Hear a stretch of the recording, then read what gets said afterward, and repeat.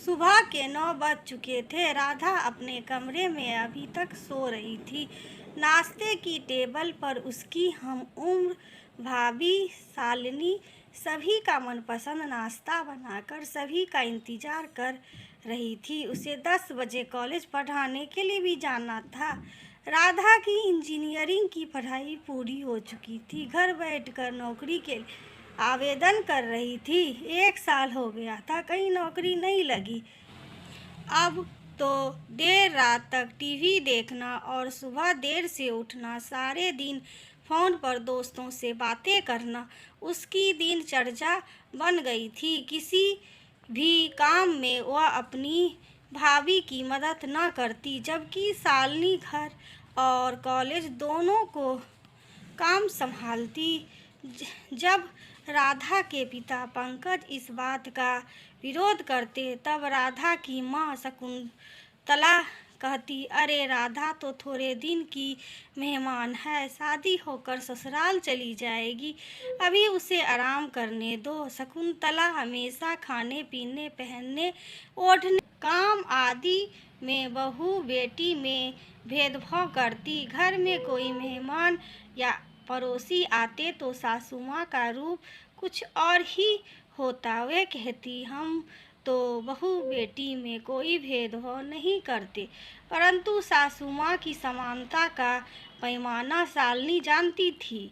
अपनी शालीनता के कारण दिल की बात मुंह पर नहीं लाती, पर मैं कलेश का माहौल ना हो, इसलिए वह अपने पति सौरभ से कुछ भी ना कहती।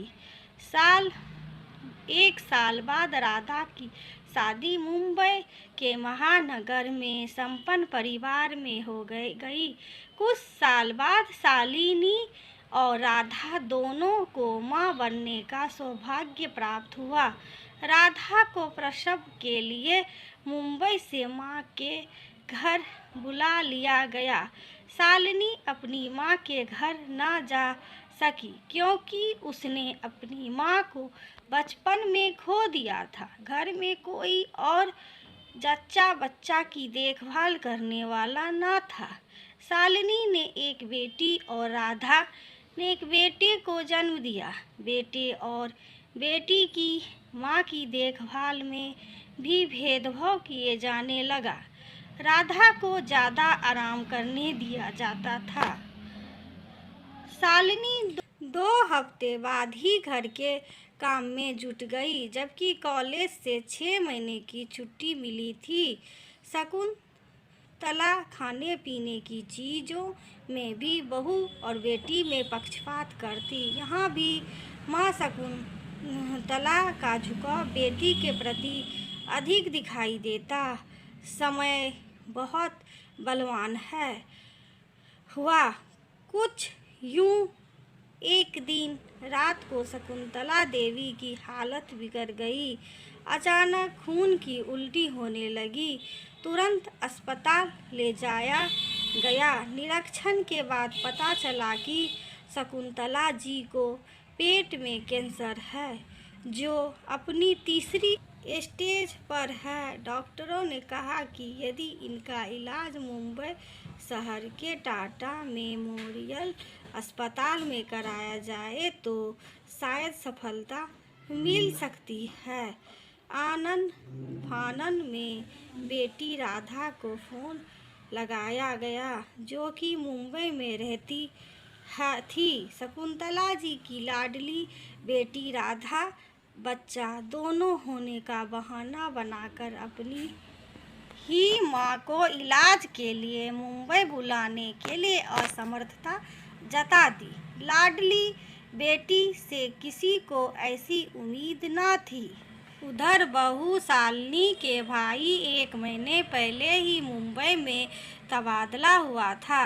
अब शकुंतला जी का इलाज कैसे होगा? मुंबई महानगर में उनका कोई और रिश्तेदार भी नहीं था। सभी शांत थे। तभी शांत वातावरण को चीरते हुए शालिनी के शब्दों ने कुछ राहत की सांसें दी। शालिनी बोली, पापा जी आप चिंता ना करें, मैंने अपने भाई से बात कर ली है। हम मम्मी जी का इलाज मुंबई के टाटा मेमोरियल में ही कराएंगे। हम भाई के घर आराम से रह सकते हैं। मैं गांव से अपनी मौसी को भी बुला लूँगी, जिससे मम्मी जी की देखभाल में ठीक से हो सकेगी। मेरे भाई ने हमारी माँ के गहने बेचकर कुछ रुपयों का भी इंतजाम कर लिया। पापा जी, मेरा सोचना है कि यदि एक माँ के गहने दूसरी माँ के काम आ जाए तो इससे ज़्यादा सौभाग्य की और क्या बात होगी। माँ तो माँ होती है। पति या पत्नी की माँ में भेदभाव कैसा? शालिनी बिना किसी स्वार्थ और भेदभाव के पूरा तन्मयता से सासू माँ की सेवा में लग गई। कुछ महीनों में शकुंतला देवी पूर्ण स्वस्थ होकर घर आ गई। शालिनी को उस पूरी रात नींद नहीं आई। वह ख्यालों में खोकर सोचने लगी। बहू को बेटी कहना और समझना दो अलग अलग बातें हैं। बहू बेटी है, यह कहने से नहीं बल्कि व्यवहार से दिखता है। बहू को बेटी कहकर भेदभाव करना बेटी और बहू दोनों रिश्तों का तिरस्कार है। ना तो बहू के रिश्ते के प्रति न्याय है और ना ही बेटी के रिश्ते के प्रति न्याय है। एक नारी ही नारी की दुश्मन बन समाज में नफरत फैलाती है। बहू भी प्यार और सहानुभूति अपना तत्व की हकदार है। बहू बेटी में भेदभाव की भावना प्यार की जड़ों को हिला देती है, जिससे परिवार में विघटन पैदा हो जाता है। इससे आने वाली पीढ़ी में भी विपरीत प्रभाव पड़ता है। जब एक आदर्श बहू इन सब से परे उठकर समाज में एक आदर्श प्रस्तुत करती है, तब भेदभाव का स्वरूप डगमगाने लगता है। दोस्तों, आप सभी से निवेदन है कि आप पूरा वीडियो देखिए और दोस्तों सब्सक्राइब किया करिए। आप सभी से आग्रह है, सब्सक्राइब ज़रूर करिए मेरे चैनल को। वीडियो यदि अच्छी लग रही हो तो लाइक सब्सक्राइब शेयर ज़रूर करिए दोस्तों।